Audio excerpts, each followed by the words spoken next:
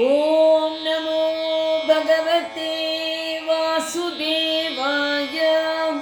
వసుదేవసుతం దేవం కంసచాణూరమర్దనం దేవకీ పరమానందం కృష్ణం వందే జగద్గురుం. అచ్యుతు శరణమే అన్నిటికీ గురి. అచ్యుతు శరణమే అన్నిటికీ గురి. హెచ్చుకుందు మరి ఎంచగనేది. హెచ్చుకుందు మరి ఎంచగనేది. అచ్యుతు శరణమే అన్నిటికీ గురి. హెచ్చుకుందు మరి ఎంచగనేది. హెచ్చుకుందు మరి ఎంచగనేది. పాప పుణ్యముల బతుకిది. పాప పుణ్యముల బతుకిది. ఏ పొద్దు మోక్షం వెటువలే దొరకు. పాప పుణ్యముల బతుకిది. ఏ పొద్దు మోక్షం వెటువలే దొరకు. దీపన బాధల దినములివి. దీపన బాధల దినములివి. చూపట్టి వెదకగా సుఖమిండేది. అచ్యుతు శరణమే అన్నిటికీ గురి. హెచ్చుకుందు మరి ఎంచగనేది. హెచ్చుకుందు మరి ఎంచగనేది.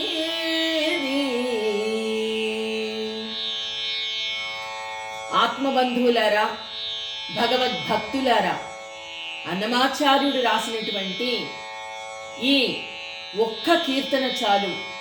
సర్వస్య శరణాగతికి మించినటువంటిది ఆ స్వామిది.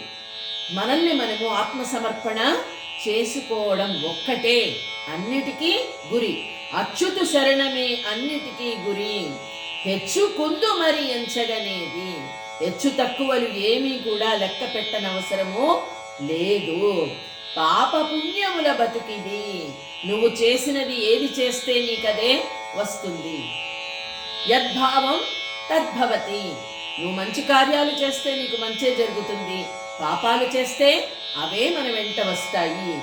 ఏ పొద్దు మోక్షం వెటువలే దొరకు. ఉదయం లేచినప్పటి నుండి మనం పాపపుణ్యాలే చేస్తూ ఉన్నాము. దానిలోనే కొట్టుమిట్టాడుతూ ఉన్నాము. ఇక మోక్షం ఎప్పటికి దొరుకుతుంది స్వామి? దీపన బాధల దినములివి. అంటే రోజు రోజుకు బాధలు పెరుగుతూ బాధపడే రోజులే ఎక్కువ అవుతున్నాయి ప్రతి వ్యక్తికి కదా. చూపట్టి వెదుకగా సుఖం వేది.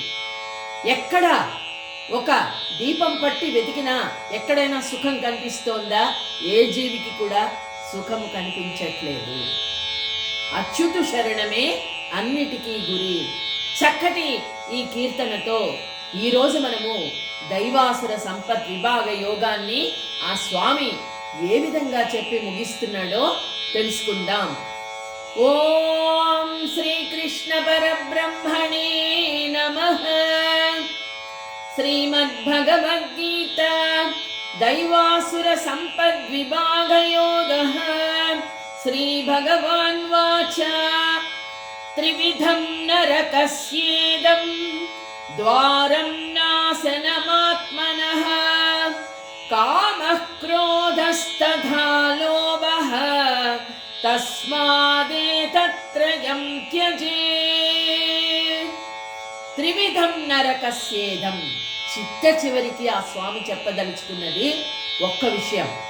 కామక్రోధ లోభాలు, ఈ మూడే ముఖ్యమైనటువంటివి మనిషిని నాశనము వదర్చేటువంటి విషయాలు. త్రివిధం నరకస్యేధం ద్వారం నాశనమాత్మనః. అయితే ఎక్కడైతే ఈ కామ క్రోధ లోభాలు ఉంటాయో నరక ద్వారము తెరుచుకోవడానికి ఇవే ముఖ్యమైనవి అని చెప్తున్నాడు. అయితే దుఃఖాలన్నీ కలిసి మార్గాన్ని ఏర్పరిచాయి. మనం చెప్పుకున్నాం, కామము ఎక్కువైనప్పుడు కోరిక ఉండొచ్చు, ఆశ ఉండొచ్చు, కానీ కామము ఉండకూడదు. కామము ఉన్నప్పుడు దానిని దక్కించుకోలేకపోతే క్రోధము వస్తుంది. క్రోధం ఎక్కువైనప్పుడు ఏదైనా మనిషి ఏ పనైనా చేస్తాడు, ఆఖరికి హత్యలు చేయడానికి కూడా వెనుకాడడు, తను కోరుకున్నది లభించడానికి అని చెప్పుకున్నాం. కామక్రోధ. ఇక లోభం కూడా. లోభము అంటే ఇక్కడ ఒక్క పిసినార్తనం మాత్రమే కాదు, ఏది వచ్చినా ఏది సంపాదించినా నేనొక్కడినే సంపాదించుకోవాలి, అంతా నాకే కావాలి, ఇక ఎవ్వరికి ఉండకూడదు, నేనే అనుభవించాలి అన్నటువంటి స్వార్థంతో కూడుకున్నటువంటి లోభము. ఇది ఎప్పుడైతే మనిషిలో ప్రవేశిస్తుందో సర్వే జనా సుఖినో భవంతు అన్న భావం ఉండదు కదా. నేను మాత్రమే బాగుండాలి, నేను మాత్రమే సంపాదించుకోవాలి, నాకే అన్నీ దక్కాలి అన్నటువంటి భావంతో కూడినటువంటి లోభం. ఈ మూడు ఎప్పుడైతే మనిషిలో ప్రవేశిస్తాయో అప్పుడు ఆ పాతాళానికి ఆ మనిషిని తీసుకువెళుతుంది. ఆ మూడు లక్షణాలు. త్రివిధం నరకస్యేదం ద్వారం నాశనమాత్మనః కామః క్రోధస్తథా లోభః తస్మాదేతత్రయం జయేత్. అయితే అంతఃకరణంలో ఈ మూడు ఎప్పుడైతే ఉంటాయో అప్పుడు నరక ద్వారాలు తెరుచుకుంటాయి. అంటారు కదా, రౌరవాది నరకానికి వెళ్తావు నువ్వు అంటారు పెద్దవాళ్ళు. అంటే భరించలేనటువంటి శిక్షలు ఉన్నటువంటి నరకానికి వెళ్తావు అని. ఎక్కడో నరకం ఉందో లేదో తెలియదు, కానీ ఈ జన్మలోనే వారు సుఖంగా ఉండలేరు. ఎందుకంటే అంతఃకరణం ప్రశాంతంగా లేకపోతే ఎవరు సుఖంగా ఉంటారు? ఎవ్వరు సుఖంగా ఉండలేరు. వచ్చిన దాంతో తృప్తిగా హాయిగా జీవించగలిగినటువంటి వాడు సుఖంగా ఉంటాడు. ఇంకా ఇంకా కావాలి, ఇంకా ఏదో సంపాదించాలి అని శారీరక సుఖాన్ని మాత్రమే ఎంచుకునేటువంటి వారు నరకాన్నే ఈ జన్మలోనే చూస్తారు. వేరే జన్మ అవసరమే లేదు. అంటే చనిపోయిన తర్వాత నరకానికి వెళతారు, అక్కడ శిక్షలు అనుభవిస్తారు అన్నది పక్కన పెడితే వారు చేసినటువంటి పాప కార్యాలకు ఇక్కడే ఈ జన్మలోనే అన్ని అనుభవించవలసి ఉంటుంది.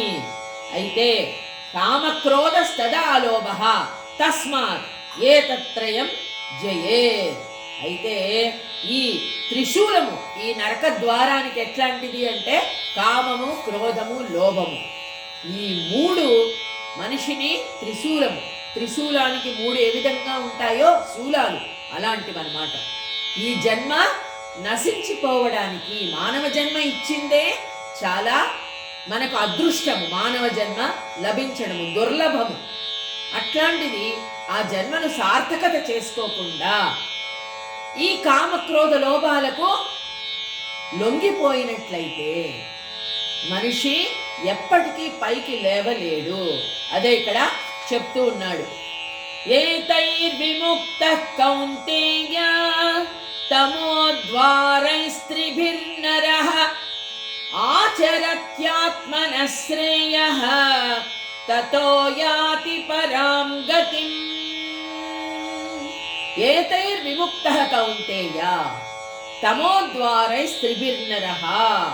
అంటే ఈ దోషాల నుండి ఎప్పుడైతే విడివడతాడో, ఈ 3 దోషాల నుండి, అప్పుడు ధర్మార్థ కామ మోక్షాల గురించి కనీసం వింటాడు అంటే చెవిన పడేసుకున్నప్పుడు అది ఆత్మలోకి వెళుతుంది. ఎప్పుడు? ఈ 3 లక్షణాలు లేనప్పుడు. అంటే దేని మీద కామము లేనప్పుడు, మోహము లేనప్పుడు, క్రోధము లేనప్పుడు, ఎవరి మీద క్రోధము లేనప్పుడు, లోభము కూడా లేనప్పుడు, ధర్మ అర్థ కామ మోక్షాలు అంటే ధర్మంగా సంపాదిస్తాడు అర్థాన్ని, అదేవిధంగా అనుభవించవలసినటువంటి కోరికలను అనుభవిస్తాడు ధర్మంగా. అందుకనే వివాహము పెద్దవాళ్ళు చెప్పారు, చక్కగా వివాహం చేసుకొని భార్యతో సుఖంగా ఉంటాడు. అప్పుడే మోక్షము లభిస్తుంది, మంచి సంతానము కలుగుతుంది, చివరికి మోక్షము లభిస్తుంది. ఆ తర్వాత ఇక్కడ చూడండి, ఆచరత్యాత్మనః శ్రేయః తతో యాతి పరాంగతిం. అంటే ఆత్మ పట్ల ప్రేమ అంటే ఈ శరీరం నేను కాదు, నేను ఆత్మను. ఆత్మ పట్ల ప్రేమ అంటే ఫస్ట్ ఆత్మ సాక్షి నీకుందా అంటారు. ఏ పనైనా చేస్తూ ఉంటే అది మంచా చెడా నువ్వు చేస్తున్నది, ఎవరికి బాధ కలగడం లేదు కదా నువ్వు చేసే పని వల్ల అన్నది నీ ఆత్మ సాక్షికే తెలుసు అని పెద్దవాళ్ళు చెప్తూ ఉంటారు. ఒక మంచైనా చెడైనా అంటే ఆత్మ సాక్షి మనకి చెబుతూ ఉంటుంది. అందుకనే ఆత్మ జ్ఞానం కోసమే భగవద్గీత తప్పనిసరిగా చదవాలి. ఇంకొకటి ఏంటి? ఆత్మ విచక్షణ. ఆత్మ విచక్షణ, నిన్ను నీవు తెలుసుకో, అప్పుడు భగవంతుడు నీకు అర్థమవుతాడు అని ఆ స్వామి చెప్తూ ఉన్నాడు. ఆత్మ విచక్షణ కలిగినప్పుడు ఆత్మే నిజము, ఈ శరీరము అబద్ధము, ఆత్మ నాశనము అనేటువంటి భయము ఉండదు కదా. ఆత్మ గాలికి ఎగిరిపోదు, అగ్నికి కాలిపోదు, అలాగే ఎప్పటికీ నిలిచి ఉండేది శాశ్వతమైనది ఆత్మ. శరీరము ఉండదు, కాలిపోతుంది, చనిపోయిన తరువాత కాల్చేస్తారు, లేకపోతే పూడ్చేస్తారు, మట్టిలో కలిసిపోతుంది. మట్టి మట్టిలో, గాలి గాలిలో, నీరు నీరులో, అగ్ని అగ్నిలో. అంటే అన్ని లక్షణాలు మన శరీరంలోనే ఉన్నాయి, అవన్నీ నశించిపోతాయి, కానీ ఎప్పటికీ శాశ్వతంగా ఉండేది ఆత్మ మాత్రమే. కాబట్టే ఆ భయం ఎప్పుడు కలుగుతుంది అంటే ఈ 3 లక్షణాలు వదిలిపెట్టినప్పుడే అని చెప్తూ ఉన్నాడు. ఆచరత్యాత్మనః శ్రేయః తతో యాతి పరాం గతిం. ఎలా ఉంటుంది అంటే కఫ వాత పిత్తాలు ఈ 3 ఎప్పుడైతే వదిలిపోతాయో అప్పుడు శరీరం చాలా హాయిగా ఉంటుంది. ముఖ్యమైన దోషాలు అవే. లేదా చాడీలు, దొంగతనము, వ్యభిచారం లేనటువంటి ఒక నగరము. చూసారా? చాడీలు, ఒకరి మీద ఒకరు చెప్పుకోవడము, దొంగతనము, వ్యభిచారము, ఈ 3 లక్షణాలు ఏవైతే ఉండవో ఆ నగరము చాలా సుఖంగా ఉంటుంది. అలాగే ఆధ్యాత్మిక, ఆది భౌతిక, ఆది దైవికములు అనడి త్రితాపములచే విడుదల పొందిన అంతఃకరణము. అంటే అన్ని ఆలోచనలు, అన్ని సుఖాలు, ఆధ్యాత్మికము, ఆది భౌతికము, ఆది దైవికము అన్నిటిని విడిచిపెట్టేస్తే ఈ అంతఃకరణం ఎలా ఉంటుంది అంటే శ్రీకృష్ణుని మురళిలాగా ఉంటుంది. వెదురు బొంగు, దానిలో ఏమీ లేదు, ఖాళీగా ఉంది, చక్కటి రాగాలు పలుకుతాయి. ఆ మురళిని అడిగినప్పుడు ఎప్పుడు నువ్వెందుకు ఆ కృష్ణ పరమాత్మకు దగ్గరగా ఉంటావు అంటే నాలో ఏమీ లేదు, గుజ్జంతా తీసేసి ఆ వెదురు బొంగుతో మురళిని తయారు చేస్తారు. అందువల్ల అంటే అన్నిటినీ వదిలిపెట్టేసినటువంటి అంతఃకరణము ఆ విధంగా ఉంటుంది, స్వచ్ఛంగా ఉంటుంది, ఆ స్వామికి దగ్గరగా ఉంటుంది. ఆ విధంగా ఉండాలట. అదే చెప్తూ ఉన్నాడు. త్రికామాదికముల నుండి ముక్తుడైన జీవుడు కూడా ఈ సంసారంలో సుఖిస్తాడు. అంటే ఈ కామం వదిలిపెట్టి, క్రోధము వదిలిపెట్టి, లోభాన్ని వదిలిపెట్టి, తర్వాత కామ క్రోధ లోభ మోహ మద మాత్సర్యాలు అవి కూడా ఉన్నాయి. ఈ మూడు లేకపోతే అవి కూడా ఉండవు, ఒకదానితో ఒకటి వస్తాయి. మోహము, మదము, మాత్సర్యము, అసూయ, ద్వేషము, ఒకరి మీద ఒకరికి, ఇవన్నీ ఎందుకు వస్తాయంటే ఈ మూడు లక్షణాల నుండి అవి కూడా వస్తాయి. ఇవన్నీ వదిలిపెట్టినటువంటి ఆత్మ హాయిగా సుఖంగా ఎక్కడ ఉన్నా, ఈ సంసారంలో ఉన్నా సుఖంగానే ఉంటాడు, ఎక్కడికి వెళ్ళినా సుఖంగానే ఉంటాడు అని చెప్తున్నాడు. ఆచరత్యాత్మన శ్రేయ తతో యాతి పరాంగతి. అంటే పరాకాష్ఠను పొందుతాడనమాట, ఆత్మస్థితిని పొంది హాయిగా పరమాత్మలో లీనమవుతాడు. యశాస్త్ర విధి ముత్రుష్య వర్తతే కామకారతః న ససిద్ధిమవాప్నోతి న సుఖం న పరాం గతిం. యశాస్త్ర విధి ముత్రుష్య వర్తతే కామకారతః. ఇట్లా లేకుండా ఎవరైనా ఆత్మఘాతకుడు, అంటే ఈ శరీరమే నేను, అంతా నాది, ఇది అనుభవించడమే కావాలి, ఎప్పుడో ఎక్కడో నరకం ఉంది, అది ఎవరికి కావాలి అని ఎవడైతే అనుకుంటాడో, చూడండి, ఎవడు మహాభాగులకు వేదాలను తిరస్కరిస్తాడో. అందుకే మంచి పుస్తకాలను చదవండి, మంచి మాటలు వినండి, పెద్దవాళ్లను పెద్దల వద్ద చేరి సద్దు చేయక నిలిచి ఒద్దిక తోడుత మంచి పద్ధతులు తెలియనైతి అని మా నాయనమ్మ గారు రాస్తున్నారు. అంటే మంచి మాటలు విని, మంచి పుస్తకాలు చదివి, వేదాలను తెలుసుకొని ఏది నిషేధము, ఏది చెయ్యకూడదు, ఏది చెయ్యాలి, ఆ ధ్యాస ఎవరికి లేకుండా ఉంటుందో వాడు ఆత్మ ప్రాప్తి వాడికి అవసరం లేదు. అంటే ఈ శరీరం ఉంది, ఇది ఉన్నంత వరకు అనుభవిస్తాను, ఎవడికి కావాలి, ఆత్మ ఉందో లేదో ఎవడికి కావాలి అని అడ్డంగా వాదించే వాళ్ళు ఉన్నారే, వారికి ఎప్పటికీ కూడా విముక్తి ఉండదు. విముక్తి అంటే ఏంటి? ఈ శరీరం విడిచిపెట్టి పోతాడు, కానీ త్రిశంకు స్వర్గంలాగా మధ్యలోనే ఉంటాడు. ఆత్మప్రాప్తి లభించదు. ఆత్మ సాక్షాత్కారం లభించినప్పుడు ఆశలను వదులుకోలేక మోహాలలో పడి పొర్లుతూ ఏదో కావాలని మనశ్శాంతి లేకుండా అదే ఉద్దేశంతో, అదే నిరాశతో, నిస్పృహతో మరణించిన వాళ్ళు ఎప్పుడు కూడా మధ్యలోనే వేలాడుతూ ఉంటారు. త్రిశంకు స్వర్గంలాగా ఎప్పటికీ సుఖంగా ఉండలేరు.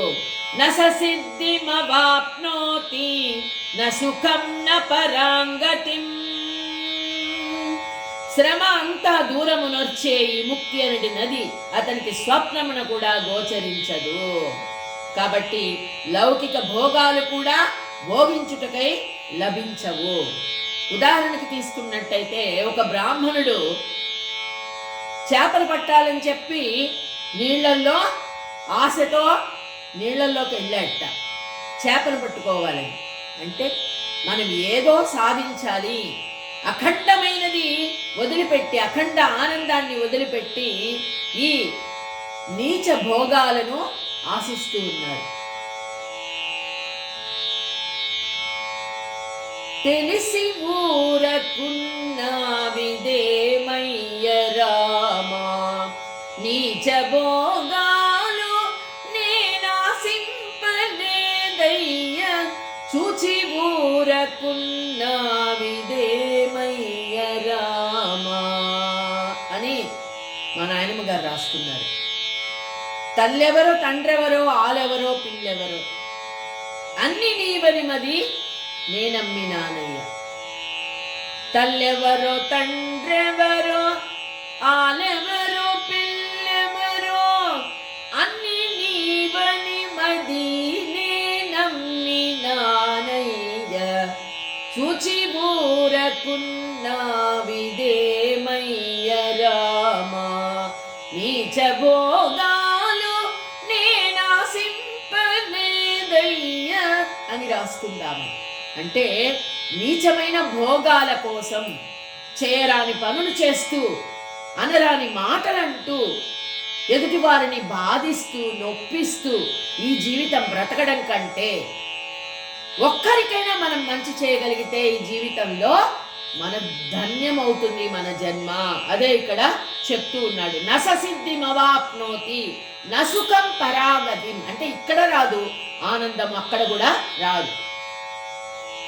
తస్మాత్ శాస్త్రం ప్రమాణంతే కార్యాకార్య వ్యవస్థితౌ జ్ఞాత్వా శాస్త్రవిధానోక్తం కర్మ కర్తుమిహార్హసి. తస్మాత్ శాస్త్రం ప్రమాణంతే కార్యాకార్య వ్యవస్థితం. అంటే ఏది చెయ్యొచ్చు శాస్త్ర ప్రకారం, ఏది చెయ్యకూడదు తెలుసుకొని. జ్ఞాత్వా శాస్త్ర విధానోక్తం కర్మ కర్తుమిహార్హసి. అయితే ఇక్కడ వారి గురించే కాకుండా, స్వార్థంగా కాకుండా మన వల్ల నలుగురు ఉపయోగపడాలి, శాస్త్రాల్లో ఏం చెప్పబడిందో మనము శ్రద్ధగా విని దాని ప్రకారం నడుచుకోవాలి అని చెప్తూ ఉన్నాడు. శిష్యుడు తన గురువచనములను చక్కగా ధ్యానమందుంచుకొని ఆత్మస్వరూపమున స్థానమును పొందు రీతిని. చూసారా? అంతేకాదు చూడండి, వెలుగును కలుగజేయుటకై తత్పరత్వముతోడ దీపమును తీసుకొని వచ్చి ఎదుట శిరసొగ్గి వందనమునర్చి తీరవలెను. చూసారా? అంటే ఏది మంచి ఏది చెడు ఎదుటి మనిషి చెప్తున్నది మనము వినాలి. మొట్టమొదట వినడం నేర్చుకోవాలి, తరువాత దాన్ని అభ్యాసము చేయడం నేర్చుకోవాలి. అభ్యాసము కూసు విద్య. మంచి విషయాలు చెప్పినప్పుడు వినడమే కాకుండా వాటిని అభ్యాసంలో పెట్టాలి. అంతేకాదు చతుర్విధ పురుషార్థాలని పొందగోరు వారు శృతి స్మృతులకు శిరసొగ్గి వందనమునర్చి తీరాలి. ఆ శాస్త్రంలో చెప్పబడింది, పురాణాల్లో చెప్పబడింది మంచి తీసుకోవాలి మనం. రావణాసురుడు అలా చేశాడు, మనం చేస్తే తప్పేంటి? కంసుడు కూడా చేశాడు. చెల్లెల్ని తీసుకెళ్ళి బావగారిని తీసుకెళ్ళి చెరసాల్లో పెట్టాడు అంటే వాడు దుర్మార్గుడు. మనము మంచి విషయాలు తీసుకోవాలి. వసుదేవుడంతటి వాడు అంటే తప్పక ఒక గాడిద కాళ్ళు పట్టుకోవాల్సిన పరిస్థితి ఏర్పడింది. అంటే ఏంటి అర్థం? ఆ భగవంతుడు ఆయన మోసుకొని పోతూ బుట్టలో అప్పుడు అది అరిస్తే అందరూ కాపలా వాళ్ళందరూ లేచి మళ్ళీ చెరసాల్లో బంధిస్తారు అని ఆఖరికి ఆ గాడిద కాళ్ళు పట్టుకున్నాడు వసుదేవుడు అని చెప్తారు. అంటే మనము చరిత్రలో ఏం చెప్పబడింది, పురాణాల్లో ఏం చెప్పబడింది, మనం ఏది అనుసరించాలి దాన్ని మాత్రమే తీసుకోవాలి. హంస ఏ విధంగా పాలను నీళ్లను కలిపినప్పుడు పాలను మాత్రమే తీసుకుంటుందో ఆ విధంగా ఏది మనకు మంచి జరుగుతుంది శాస్త్రాల్లో పురాణాల్లో అన్నిటినీ విని మనం అభ్యాసం చెయ్యాలి. అర్జునుడికి కూడా ఆయన అదే చెప్తూ ఉన్నాడు. అర్జున, ఇక్కడ ఈ శృతులను విడిచి నేటి వరకు ఈ సంసారమునకు వీనిని పోలిన అకళ్యాణమున నుంచి విముక్తి కళ్యాణ సాధనమునర్చు వారిని వృద్ధిలోనికి తెచ్చునట్టిది అగు మాత లభించనే లేదు. ఆమె ఇక్కడ మనము దైవాసుర సంపద్ విభాగ యోగంలో ఆత్మ జ్ఞానానికి మించినది లేదు. అందుకనే అన్నమయ్య కూడా అచ్యుత శరణమే అన్నిటికీ గురి. ఆయనను సర్వత్ర శరణాగతి, సర్వస్య శరణాగతి మనము ఆయనకు అర్పించి, స్వామి అన్యథా శరణం నాస్తి త్వమేవ శరణం మమ తస్మాత్ కారుణ్య భావేన రక్షరక్షో జనార్దన రక్షరక్షో జగదీశ్వర అని ఆ స్వామికి సర్వస్య శరణాగతి చేసి, కాబట్టి ఆసురీ సంపదలను దూరం పెట్టి దైవీ సంపదలన్నీ మనం ఏంటో తెలుసుకున్నాం. వాటిని అన్నింటినీ కూడా మనం అనుసరిస్తూ ఇక ఇవన్నీ ఉండాలంటే ఏం కావాలి? శ్రద్ధాత్రయ విభాగ యోగంలో ఆ స్వామి మనకు చెప్పబోతూ ఉన్నాడు. మనము ప్రతి విషయాన్ని, ప్రతి గీతను కూడా మనస్ఫూర్తిగా అంతఃకరణంలో నిలుపుకొని ఆ స్వామిని మనస్ఫూర్తిగా అనుసరిద్దాం. ఇది శ్రీమద్భగవద్గీత సూపనిషత్సు బ్రహ్మ విద్యాయాం యోగశాస్త్రే శ్రీకృష్ణార్జున సంవాదే దైవాసుర సంపద్విభాగయోగో నామ షోడశోऽధ్యాయః. సర్వం శ్రీకృష్ణార్పణమస్తు.